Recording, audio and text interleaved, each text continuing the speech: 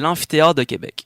Je sais, beaucoup de gens qui désirent avoir un nouvel amphithéâtre pour la ville de Québec. Il y a quand même eu une grosse marche le 5 octobre, la marche bleue.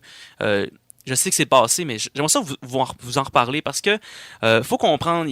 Moi, dans la vie, je trouve qu'on fait beaucoup. Souvent, ça arrive assez souvent, surtout avec les PPP, là, les partenariats public-privé, des trucs comme ça. Souvent, ça arrive qu'on socialise les pertes puis qu'on privatise les profits. Là, vous allez me dire, mais comment tu peux arriver à cette conclusion-là? Ben, juste à regarder les médias, par exemple, de Québécois. Donc, Québécois Média avec leur patron, Pierre-Carl Pellado, qui, lui, désire avoir une équipe de hockey. Ça, on le sait, il doit sûrement aimer le hockey comme beaucoup de Québécois. Donc, lui, il veut une équipe de hockey. Mais qu'est-ce qui amène comme option dans ces médias? C'est carrément que le gouvernement fédéral, provincial et que la Ville de Québec financent à 100% l'amphithéâtre de Québec. Comme ça, lui, il va pouvoir acheter une équipe de hockey, l'aménager dans l'amphithéâtre et pas avoir dépensé une scène. Donc, j'ai bien dit, pas dépensé une scène pour construire cet amphithéâtre-là. Donc, OK, je sais, il y a eu 60 000 personnes. Sauf qu'en même temps, d'un côté, imaginez 400 millions de dollars. 400 millions de dollars qui pourraient être mis carrément dans le système de santé ou dans l'éducation. Parce que oui, je vous annonce que le système d'éducation postsecondaire au Québec vit un sous-financement de 700 millions de dollars. Donc, là, je ne vous sors pas n'importe quoi, c'est des statistiques qui datent de 2007.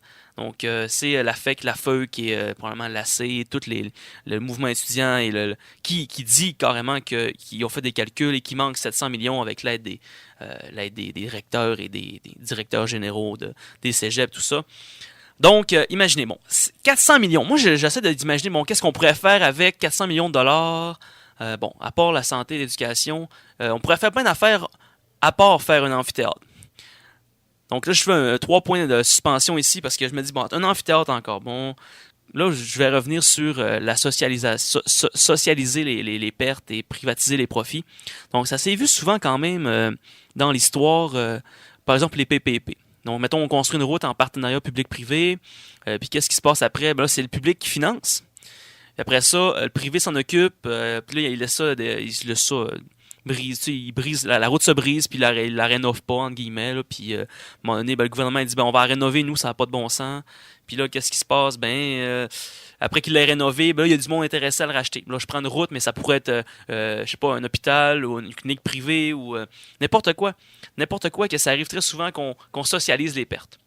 Après ça, tu vas avoir des gens qui vont arriver et dire, OK, mais là, il faut absolument que le public intervienne. Là, je parle de la crise économique de 2008. Je sais pas si ça vous dit quelque chose. Ils en ont parlé beaucoup dans les médias.